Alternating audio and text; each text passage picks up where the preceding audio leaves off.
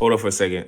What's up, YouTube family? I would like you guys to make sure you like and subscribe to our video. It would help us get into the algorithms so we could be seen and bring more engaging content to you guys. So like I said, like and subscribe to our YouTube channel. Appreciate you.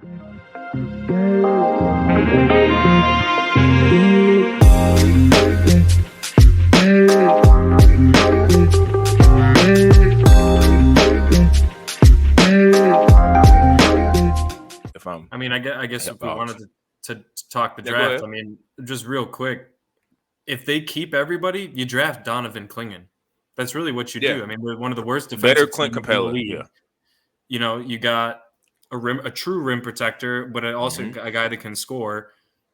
I don't know. I think they need a big man because they do have Capella, right? Is their guy? Yeah, right now? he's kind of on the last leg. He's down on his last leg a little bit. He's definitely lost his.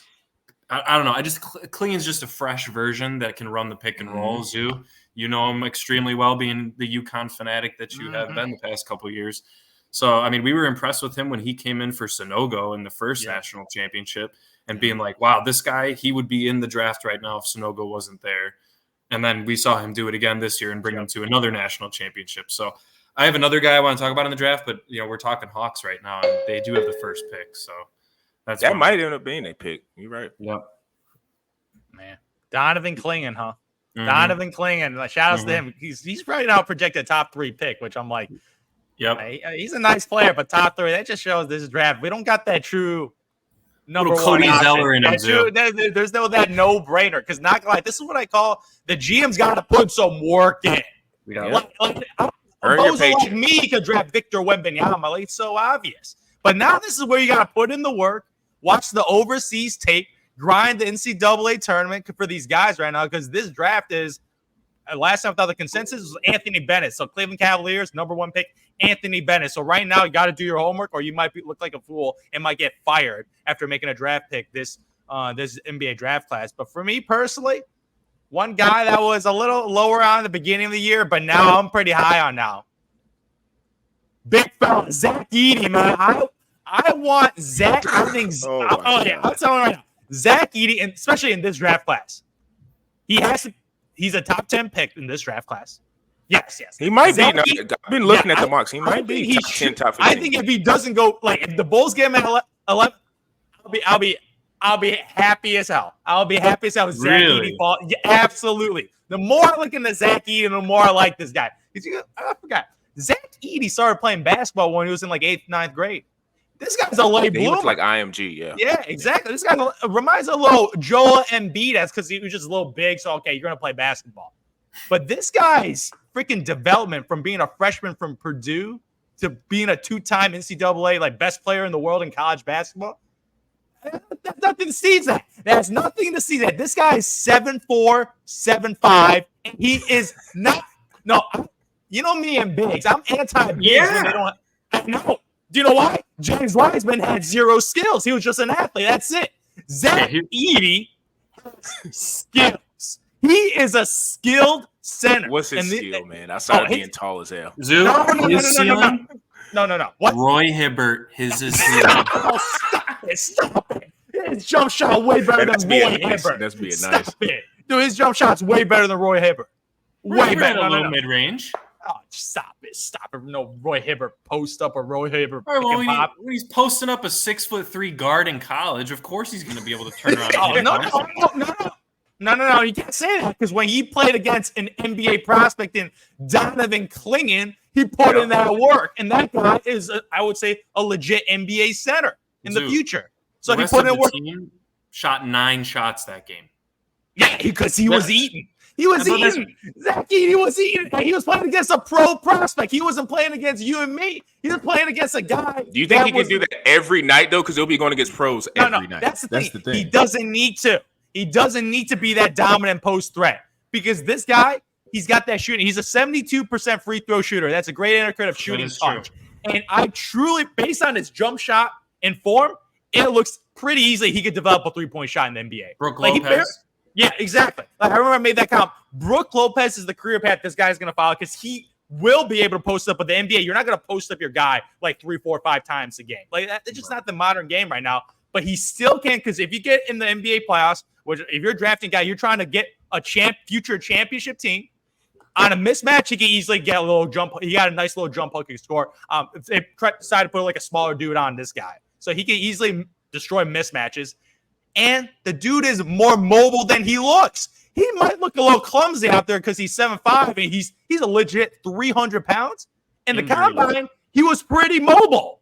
He was pretty. His lateral quickness. He ain't just a big fellow out there, clumsy looking. Like people look at him, be like, "Oh, this guy's the next like Boban Marjanovic, who had a nice little NBA career." But this guy is Boban, but he's more skilled and more mobile. So he could develop a 3-point shot, and he could play the drop coverage defense. So pretty much just being big, he could be a elite rim protector in the NBA. Like you talk about 30 centers in the NBA, this guy could probably go in the NBA day one and be, I would say, at least an average NBA center. Okay. Average NBA center. So I'm going that 15, 16 range. I think even average NBA center. And then his career will be done in 5 years because of injuries. What? No, stop it. That's pretty precedented for that This guy large of doesn't an have individual. injury history. He's massive. He's But massive. they're not playing. They're not playing the same amount of games in the college and NBA either. Like he's playing 82. Yeah, They're they don't playing need him to double play that. 35, 40 minutes right now. Listen, Like, I think with Edie, it's like if I'm gonna take a guy in the top 15, which I have been seeing, he's being projected in that top 15, top 10, and he's a center. You cannot just be a specialist like you're basically describing a guy like Gobert that can maybe shoot a 3. No, I need you to be Joel Embiid if you're going to be taken in the top 10 or top 15. I can't if so, I can take you later in the first round if I'm going to take a guy who's just going to be a natural role piece to another guy. In this draft? Yeah, this draft. I need to impact guys as center if I'm going to be like, okay, for like to my point, what I'm going to go to, like, and I was going to use another player that's in a higher draft point or draft position, but since we're talking about centers, like I'm looking at a guy like Khalil Ware. He's a guy who's similar to Derek Lively, athletic guy who shot, even though he didn't shoot a lot of threes, he shot like 40-something% from 3. Rim runner, protect the rim, all that type of stuff. He'd be a perfect fit for someone like OKC. OKC drafts a little bit higher. They could trade back and get him in the mid to late teens, or not mid to late teens, but like late teens to 20s. That's the perfect guy who you could put beside Chet. That's a guy who could be for that position. Like you said, like with Dallas, everybody would, and me included, like I said with Derek Lively last year, I was like, he didn't do nothing to Duke. He averaged like 8 points. He's whatever, he's active, but who cares? But with that fit that he had with Dallas was perfect. Same thing you could say with OKC, because that's all they're missing. That's the like Edie. I don't think he's like how you're describing. I don't think he's a step in like night and day better than Khalil Ware. I don't see that. I think he's a guy who can be like he can impact on defense. But what I get scared with Edie is we all talk about and make fun of Gobert, but like Gobert is pretty freaking active as a defender and can move his feet. Edie can't move. And I think he gets played off the court in the playoffs. And if you tell me he's a top 15 pick, he's got to be on the floor in the playoffs, playing significant minutes. I don't see that with Edie. He's getting played off the floor. Zach Edey is a 3-point shot. He ain't shooting enough threes for me to think he's going to develop a 3-point shot going into next year. No, his jump shot looks fine. Maybe 5 years down, 5 years down the road. No, the difference within Zach Edey and Rudy Gobert is Zach Edey could exploit a mismatch and do like a simple jump hook over a smaller defender. Rudy Gobert just never developed an offensive game. That's why Rudy Gobert is more of an ally because of his offensive game, where you could just put smaller dudes on him and it doesn't really bother. Will Edie ever get a 5-year whatever that Gobert? No, I'm going. No, he won't. Absolutely. So that means I don't think they're even like. I don't think his defensive. Like I know he has a little bit better game than Gobert, but it ain't significant to where in terms of defensively what Gobert offensively. Like, yeah, I don't think it's. I think it's a way better. I think it's a way better offensive player. But compared to his defense, like Gobert's defense, obviously Rudy's. This guy's a multiple DPO Hall of Famer. Yeah. So Rudy's defensive gap is way larger than the offensive gap.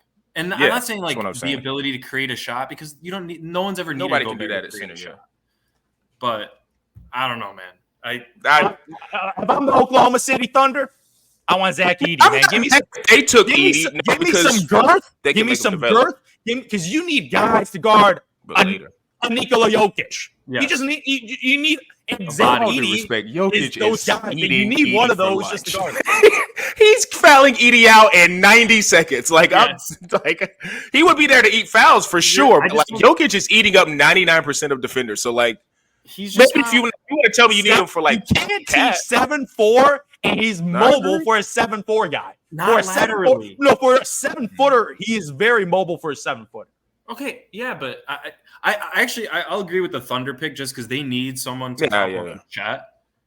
If they want to take him that high. It's like the exact opposite. This guy is the girth. He could do the dirty Sure. work, bang But down. Jerry just Jones, go. remember that team is fine. they're up and down. So like Edie, can you imagine Edie in his Zach running Zach up and down? I don't know.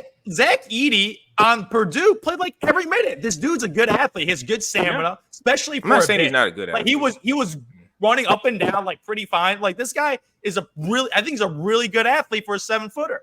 Yeah, Like no, even he his is. measurables are up there with like the old centers of the past. So he's like I just he's think it's the position. he's an old school center that's a I don't pretty want him- good I would take athlete him in the top 10, modern day top era. 15. I just think can't he's pick very, him very top 10. I know. can't Because take if this it's draft, taking we're not talking about the Yeah, I think he is. Wembanyama, Brandon Zoo. Miller draft. You We're just talking about this year's draft with a bunch of randos and who knows I what the would number take one a chance pick. on a wing that could Find maybe, the value that in the could maybe wings. bust. Yeah, 100%. they like. You like, Remember Jalen? Even though nobody in this draft is Jalen Brown, nobody in the draft is Jalen Brown. But remember, there was a lot of people when he got drafted. They were like, he's just an athletic wing who can't really shoot. And then he worked his butt off in Boston and then figured it out. Yeah, Anunoby's another one. Like I'd rather take in that range, like 10 to 15. I'd rather just take a chance on a wing. Like you said, in this draft, you got to do your homework. So it's like if you do your homework and just take a chance on a wing, like you said, if he's a two-way, like for instance, another guy that I'm looking at right now, like. So just my last guy, Mateus Buzelis. Like he's a guy who played G League Ignite. Could not shoot a lick. Like his high school season, I think he shot like 40-something%, shot really well. Then he got the G League Ignite. I don't feel like nobody on that team could shoot, but like part of the reason probably why they folded.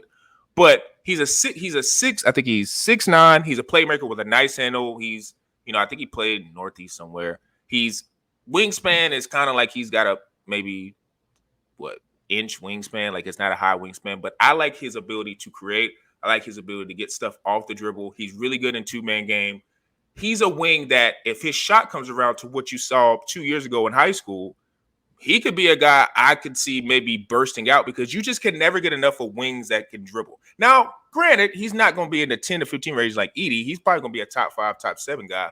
But I would rather take a chance on a wing guy like that because with Edie is like, I just feel like I don't see this explosion in his ceiling. Like if you're telling me because I know you brought up Joel, you're not saying he's Joel, but like if you're telling me he could be on a track where he's like a quarter of Joel, then it's like, yeah, I'll just take him in this draft. But it's like, I think he levels out to being to your point, rim protector, a guy who can affect, the paint, maybe take some fouls and possibly get a 3-point shot. But I don't think he comes into the league in the next 2 years and has a really good 3-point shot. And I think it's going to take time for him to develop that. I think his development's going to be the biggest issue because you also have to assume that if you want his confidence Zoo to start shooting threes, he has to be seeing at least 30 minutes a game. And it depends who drafts him. If the Thunder take him, he's not seeing 30 minutes on the floor every single night. Like he just won't get the opportunities to get that. Because Chet will be be the 5. He'll be the 5. He'll be the 5, right? And then they'll bring in Edie, to give him a rest and take fouls. OKC could get Klingon somehow. If they could trade their that ain't assets to go get Klingon, they have the assets to like. If I was Atlanta, I would be on the they phone got with a OKC. million picks to trade off. Yeah, I would. You just brought it up. Like if Atlanta is like, yeah, we're gonna get rid of Trey, and then they're wanting to get assets, like whatever OKC is willing to give me, and then I get off Trey and get more assets, that could signify a really good rebuild for Atlanta in future drafts. Because if I'm OKC and I could get a hold of Klingon, like Lice is out. Listen, I'm not talking no discussion. If they get Klingon, they are going to the finals next year. They're going to the finals next year. I'm done. I don't want to get no discussion. That's a bold take. Because Cleveland with freaking Chet. Oh my God. Sean, all I'll say is I'll take the Thunder winning a championship before Luka Doncic if that's the case, man. That's not gonna lie, that team right now. Shout out to my boy AC. You found a new home. You belong on a championship worthy team. Oh yeah, he's gonna get the bag, get the whatever 4 years, 80 million, whatever contract he's gonna get. He's gonna get paid, and he deserves to be in a situation that knows what the hell they're doing. Sam Presti, the GM, the guy that gave him an opportunity, formerly on their G League team, so he found a terrific situation. But I can't handle that. Yeah, clinging on there like AC, like it's all NBA defense in every single position. Every Like position. it's absurd. Like Dude, because usually teams have good perimeter defenders, but then their rim protecting is not as good. They're gonna have good rim protecting everything. and They'd good have perimeter. I'm like, there's no everything. one to hide. Dort- Like, you can't do anywhere. Dort and Caruso. Oh, my Jesus. God. Oh, God. No Dort one's gave- scoring. Dort gave Luka problems, man. That Jalen guy plays with Williams, too. physicality. Yes. Like he's really Dort- strong. Dort might be the guy Luka's the most afraid of in Man, the league. he's called the Dortcher chamber for a reason. Yeah, You got the the Dortcher Dortcher chamber. chamber. You see on the other side. God I damn, love man, that. you're dying, man. You're dying, love man. that. You're a perimeter Yeah, I player. don't know. That Well- might be the one trade I'm looking for if they actually do that. So, Yeah, like that could be OKC, good. but I mean, and it's very possible the Hawks trade this first overall pick. I mean, it just depends. To your point, Sean, that tomorrow night is going to be where the Hawks' future is going. Right. We're pretty much going to know after tomorrow. But I got to shout out one guy that we've talked about a couple times on the podcast, man. Rob Dillingham. All right. Now he's got Nasty. the ankle injury. Yeah. All right. He's 6'1", 165. Yeah, he's a little tiny. He's small. I like Now that. let me He's talk very small. about it. We talk about a couple teams here that know how to draft, know how to develop players. Man, I'm looking at the 15th overall pick because he's gonna drop. He's gonna drop because of this injury. He can't do his pre-workouts in the draft, etc. I like the Miami Heat taking Rob Dillingham at 15. Man, I think that would be a great pick. You know, he's undersized, so teams are gonna pick on him defensively, of course. But the one thing about the Miami Heat, man, is they are extremely good at exploiting their players' strengths and hiding their weaknesses. I mean, I think we can all agree one of the most underrated picks last year was Jaime Jaquez. I mean, that he's guy's a Plug baller. and play. Day one, Plug and day play. one, Unbelievable. day one To your NBA point, guy. Sean, they took a chance on a wing, right? And they trusted their development of him and the fit. I mean, obviously, Yeah, I think he was already developed because he was a multi-year no, of guy course in he was college. developed, but he wasn't like he wasn't getting all the praise He was and glory. cooking at UCLA. He was good in college, but He was they coulda cooking in took college. somebody He was else. very good. But they Yeah. just Isn't it? Rob Dillingham, he was cooking at Kentucky, man. He He was. probably He had the a great best year. point guard. He's the best point guard in the draft. I mean, unless I'm forgetting I know, one of these people have Euro Reed guys. Shepard a little higher. Reed Shepard So a little it's higher. either- because she's yeah, a better focus- shooter. A little more of a combo guard though than Rob he's a shooter. Dillingham. He's a real But man, shooter. I just think that's a great pairing for Tyler Hero and for Bam Adebayo. Because obviously, I think we understand that the Jimmy train might be running on the end of its tracks down there. He's in too Miami. busy playing poker, man. Yeah, and hating He on wants Ryan some money. Garcia. He Yeah, did. but this Rob Dillingham, I just think Kyle Lowry. I mean, how tall is Kyle Lowry? Yeah, I know 6 foot. foot. 6 foot. 6 foot. Yeah. 6 foot, nothing. Look, he had a great career in the NBA. Is he a little stronger? Of course. He's got a bigger body on him. Yeah, he big bone, man. He big bone. big He bone. chubby, man. But my point is that you don't have to be 6'4" to be a great point guard in this league. I mean, we saw Kemba Walker have great years. Obviously, Steph Curry's 6'3", so he's got a little bit of height on him. Chris Paul, another example. Kyrie, not the tallest of dudes that were able to kind of adjust their games to really affect their respective teams. So I just think I trust Miami's development of players. Eric Spoelstra is a fantastic head coach, and they've desperately needed a point guard. I mean, do you remember how shocked we were that game when Tyler Hero had like 14 assists in the game? That was like unheard of.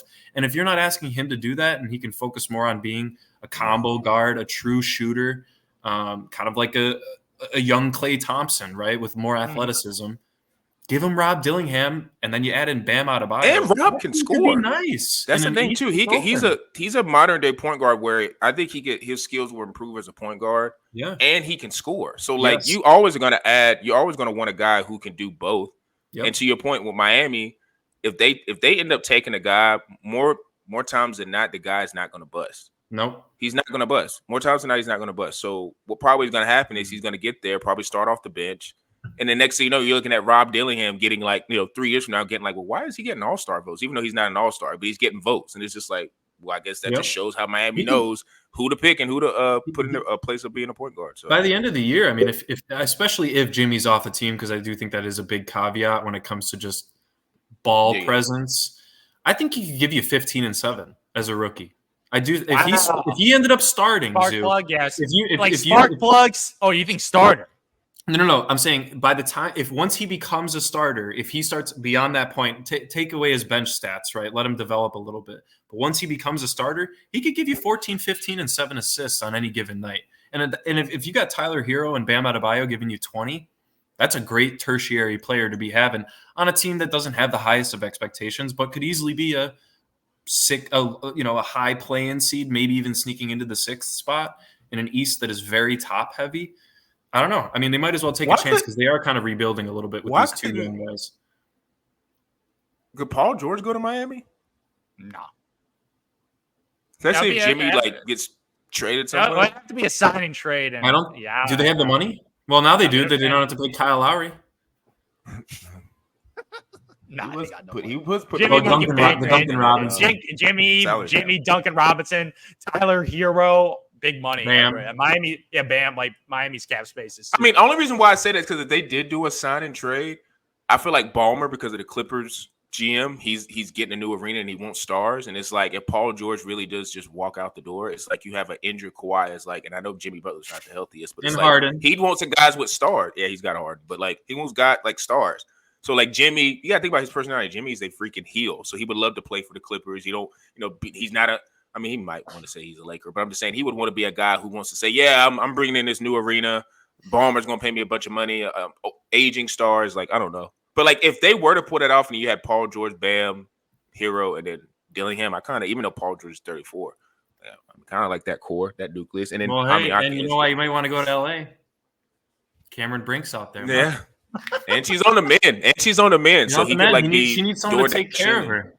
She needs someone to take care of her, man. Jimmy think he freaking slick. Yeah. I'm not even gonna get started on that, but some of these NBA guys are not sincere in their WNBA support. Let's just put it that way. Yes. I think they're there for other reasons. But Club we appearances. all know Jaylen Brown's a huge fan of WNBA. I don't know if you guys saw Jaylen Brown's I saw him on the float. Oh, I saw him on the float. Oh, yeah, she I was saw holding his finals MVP trophy. Okay, Jaylen Yeah. Brown getting W's Mhm. everywhere, man. Jaylen Brown getting W's everywhere. But back to your boy. She plays Rob- for Chicago, I think. Doesn't she? Oh yeah, she plays for Yep. Chicago. 0.5 points a game, man. She completely. She's like she's on the team, but yeah. Yeah, she's That's yeah. Angel You can Reese. say she's on the team. She ain't Yeah. Reese's, but she's on the team. Okay. yeah. But yeah, I don't know. It worked towards the end of the podcast, so nobody's probably listening to this. But yeah, I think the motives of the NBA players are a little. Mm-hmm. I don't think they're sincere. So What do you think about Rob Zoo? Oh yeah, Rob Dillingham, because like you mentioned Rob Dillingham and Reed Shepherd is also projected top 10. It's crazy. like This him a little Kentucky team, like I really like Reed Shepherd too, as a Mhm. pure shooter. Like Yeah. his splits are actually absurd. Like I've never seen splits so good. He's shooting 54% from the field, 52% from three. That is on 4 attempts, and he's shooting 52% from three, and he's shooting 83 from the field. So his true shooting percent is 70%. And not only is he a pure shooter, he's averaging 2.5 steals a game.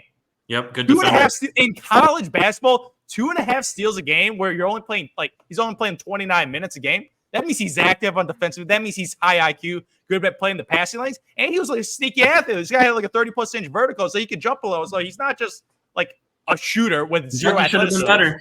Yeah, pretty much. Like this guy's like Reed Shepherd. This guy, like they probably have him like in the top 10 range currently, and with this range of outcomes in this draft, man, he might be able to go 1 or 5 or wherever. Like his range of outcomes of being a high draft pick, and everybody could use a shooter, especially for a guy like he might be on the smaller end because they say he's like 6'2", so that's like legit very small for I guess a combo guard. He might be able to play point at the next level, but more of a combo guard. Mhm. But that 2.5 steals make him like that defensive pest, be that Kyle Lowry, or be like maybe develop that skill on that side of it on the court, so he won't be a liability while being 6'2". And if you could shoot 50% from three, everybody could use a guy that could shoot 50%. There could be some Like, hidden that gems is in this absurd. draft. That is just an insane stat. 50% from three. Yeah, The only thing that scares me about him is his position versatility. Because the thing about Rob is he's so athletic and like half court that him being a point guard and maybe developing as a point guard is a little bit higher, because I just think laterally, like he's a better athlete than Shepherd. Now Shepherd is not a bad athlete. Like he's had one of the highest verticals. He's a good defensive player, but I think Rob's a little bit more shiftier in terms of he's a better creator with the ball in his hands. Yeah. Put it that way. And the only thing about Reed that I would be nervous is if you're saying he can't. I don't think if he doesn't develop into like a point guard, then now you're telling me he's a small 2, and I don't care how athletic you are. Like you just Small 2 is tough. Done as a 2. That's you tough. just not. 6'2". So then it's like you're probably relegated. He's probably going to have to play point at the next level. He's probably going to have to play and he has to develop that. Yeah. But But if he goes to somewhere like the Spurs, where they develop the hell out of their Oh, guards, yeah, with then, Wembanyama? I would have Oh, gee, all oh, the wow. faith. They might take him. Oh man. Oh wow, you're right. If you Wow, go somewhere that'll like there, like that'll be a yeah, terrific fit. I think that'll be the ideal Mhm. situation because they need a point desperately Yeah. in San They Antonio. don't- I don't And, know. and he has the leeway to develop. They're not expecting to win right now, so he's not. It's Yeah. not the pressure mount to He'll be able to as grow. much. Yeah, So, yeah, he's shooting. So I This don't is know. gonna We'll be an see. interesting draft. I'm so interested to see where a lot of these teams do trading wise, because I know a lot of people are talking down in the draft, but I wonder if like maybe some teams that are good at scouting and they see a guy, but they're not maybe in the range, they trade up because everybody's in the draft saying everybody's trading back, everybody's going to trade back, which is probably what's going to happen. But like Mhm. I'm interested to see who actually trades up. And if I see a team trade up, that means they did their homework and they're probably going to get a guy that's a steal and it's going to contribute, as soon as Summer League comes up. So Mhm. make sure you guys are tuned in to Tyson Talks on Instagram. Make sure you following us on Apple, Spotify, Google Podcasts, YouTube. Quantrell knows we put up everything from shorts to videos, clips of that nature. And for me, Zoo and P Bush, we are out.